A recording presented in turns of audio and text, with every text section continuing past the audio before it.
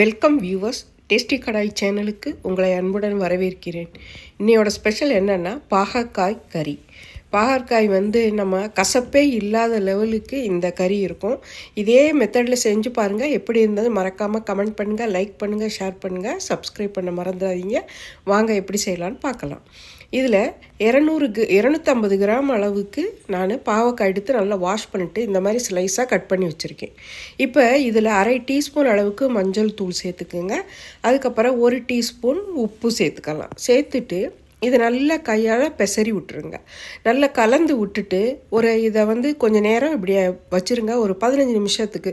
அதாவது நம்ம மசாலா ரெடி பண்ணுற வரைக்கும் இதை வச்சிடலாம்.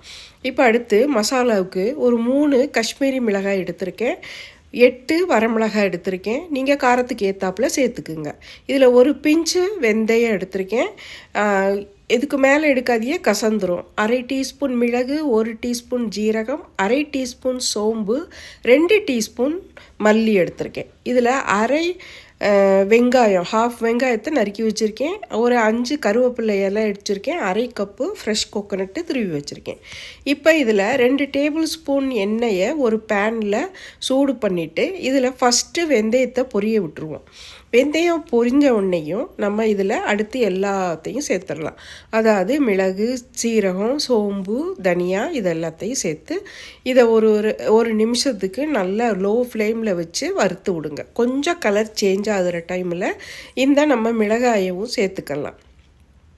மிளகாயை முழுசாக போடாமல் கொஞ்சம் உடச்சி விட்டு போட்டோம்னாக்கா கொஞ்சம் சீக்கிரமாக வறுபடும். அதுக்காக நான் போட்டிருக்கேன். கலர் சேஞ்ச் ஆகாமல் நல்லா வறுபட்டு வரும்போது இந்த கருவேப்பிலையும் இந்த வெங்காயத்தையும் சேர்த்துக்கலாம். கருவேப்பிலை ஜாஸ்தி சேர்க்க வேண்டாம், ஒரு 5-6 இலை சேர்த்திங்கனாலே போதும், ஒரு வாசனைக்கு தான். இப்போ வெங்காயம் கொஞ்சம் டிரான்ஸ்பரண்ட்டாகி வந்திருக்கு. இந்த டைமில் நம்ம இப்போ தேங்காயை சேர்த்துடலாம். தேங்காய் 1/2 கப் அளவுக்கு எடுத்து வச்சுருக்கேன் துருவி.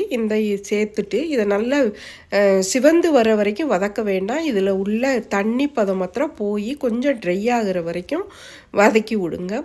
ஃப்ளேமை கொஞ்சம் கம்மியாகவே வச்சுக்குங்க. இப்போ இது வதங்கிருச்சு. இப்போ இதை எடுத்து ஒரு பிளேட்டில் ட்ரான்ஸ்ஃபர் பண்ணிடலாம். இப்போ ட்ரான்ஸ்ஃபர் பண்ணிவிட்டு இதை கொஞ்சம் நேரம் நல்லா ஆற விட்டுட்டு தான் நம்ம இதை அரைக்கணும். நல்லா ஆற விட்டுருங்க, இல்லைன்னாக்கா கொஞ்சம் அரைக்கிற கஷ்டமாக இருக்கும். இப்போ இது ஆறிருச்சு. இப்போ நம்ம இதை ஒரு மிக்ஸி ஜாரில் சேர்த்துக்கலாம். சேர்த்துட்டு இதை கொஞ்சம் தண்ணி சேர்த்துக்கிட்டு தான் அரைக்கணும். ட்ரையாகலாம் பொடியெல்லாம் பண்ண வேண்டாம். இதில் கொஞ்சமாக தண்ணி சேர்த்துட்டு நல்லா நைஸாக அரைச்சி கொண்டு வந்துடுங்க. நல்லா ஃபைன் பேஸ்ட்டாக இருக்கணுங்க. பாருங்கள், நல்லா ஃபைன் பேஸ்ட்டாக அரைச்சி கொண்டு வந்தாச்சு. இப்போ நம்ம மசாலா ரெடி ஆயிடுச்சு. இதில் ஒரு ஒரு 1/2 எலுமிச்சம்பழம் அளவுக்கு புளி ஊற வச்சுருக்கேன்.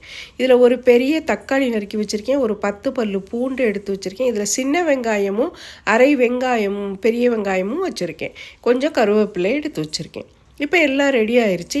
இதை ஊறின பாவக்காயை எடுத்து நம்ம என்ன செய்யணும்னா லைட்டாக அப்படி ப்ரெஸ் பண்ணிங்கன்னா அதில் இருந்து கொஞ்சம் தண்ணி மாதிரி இறங்கிரும். அதனால் எல்லாத்தையும் இந்த மாதிரி பிழிஞ்சு ஒரு பிளேட்டில் எடுத்து நம்ம வச்சுக்கலாம். எல்லாத்தையுமே பிழிஞ்சு எடுத்து வச்சுக்கோங்க.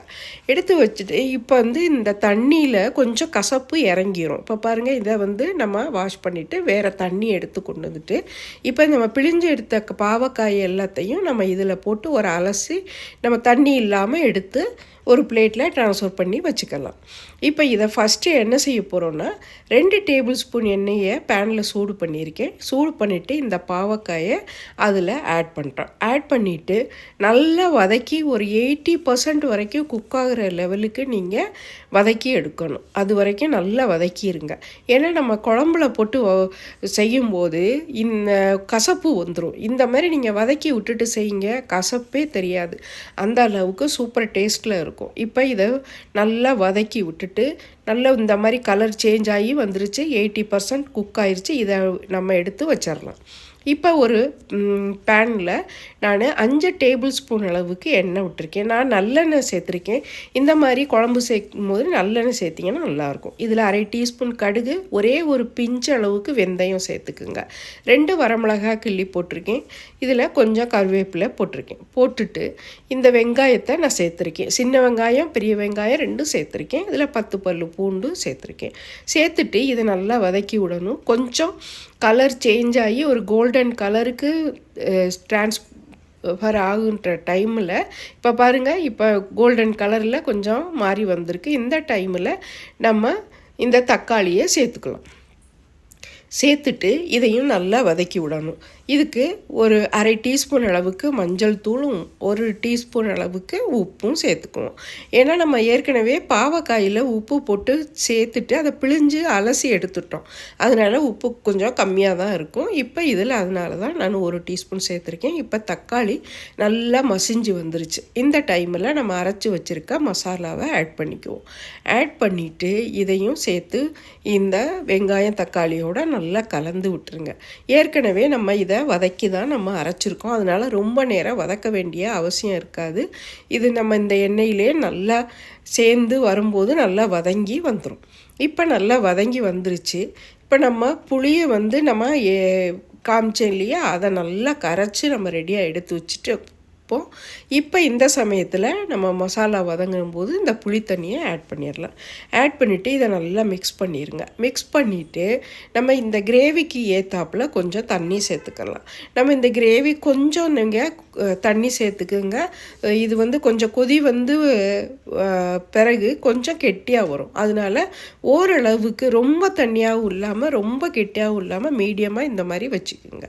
நல்லா கலந்து விட்டுட்டு இந்த டைமில் உப்பெல்லாம் பார்த்துட்டு டேஸ்ட் பண்ணி பார்த்துட்டு சேர்த்துறதுனா சேர்த்துக்கோங்க. இப்போ இந்த வதக்கி வச்சுருக்க பாகக்காயை நம்ம இதில் சேர்த்துடலாம். சேர்த்துட்டு இதை நல்லா கலந்து விட்டுருவோம். கலந்து விட்டுட்டு இப்போ என்ன செய்யணுன்னாக்கா, ஒரே ஒரு சின்ன பீஸ் அளவுக்கு வெல்லம் சேர்த்துக்குங்க. சேர்த்துட்டு இதையும் நல்லா கலந்து விட்டுட்டு நம்ம இதை இப்போ ஒரு மூடி போட்டு மூடி நல்லா வேக வச்சிடணும். ஒரு 10 நிமிஷத்துக்கு லோ மீடியம் ஃப்ளேமில் வைங்க. ரொம்ப மீடியத்தில் வச்சிங்கனாலும் ரொம்ப கொதிக்கும். அதனால் லோ மீடியத்தில் 10 நிமிஷம் நல்லா வேக விட்டுருங்க. பாருங்கள், எண்ணெயெல்லாம் பிரிஞ்சு நம்ம பாகக்காயும் நல்லா வெந்து நல்ல ஒரு மணமான ஒரு பாகக்காய் கறி ரெடி ஆயிடுச்சு. இப்போ இதில் நம்ம ஃப்ரெஷ்ஷான கருவேப்பிலை சேர்த்துட்டு இதை ஆஃப் பண்ணிடலாம் ஸ்டவ்வை. இதை மூடி ஒரு 10 நிமிஷம் ரெஸ்ட்டில் விட்டுட்டு அதுக்கப்புறம் சர்வ் பண்ணுங்கள்.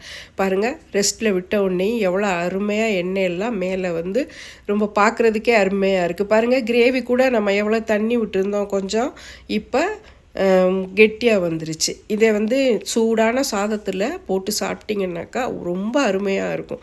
நம்ம பாகக்காய் குழம்பா இது அப்படின்னு சொல்லி நினைக்கிற அளவுக்கு ரொம்ப தித்திப்பாக இருக்கும். இதே மாதிரி நீங்களும் செஞ்சு பாருங்கள். மறக்காமல் எனக்கு எப்படி இருந்ததுன்னு கமெண்ட் பண்ணுங்கள், லைக் பண்ணுங்கள், ஷேர் பண்ணுங்கள், சப்ஸ்கிரைப் பண்ண மறந்துடாதீங்க. அடுத்த ஒரு புது ரெசிபியில் உங்களை சந்திக்கிறேன். நன்றி.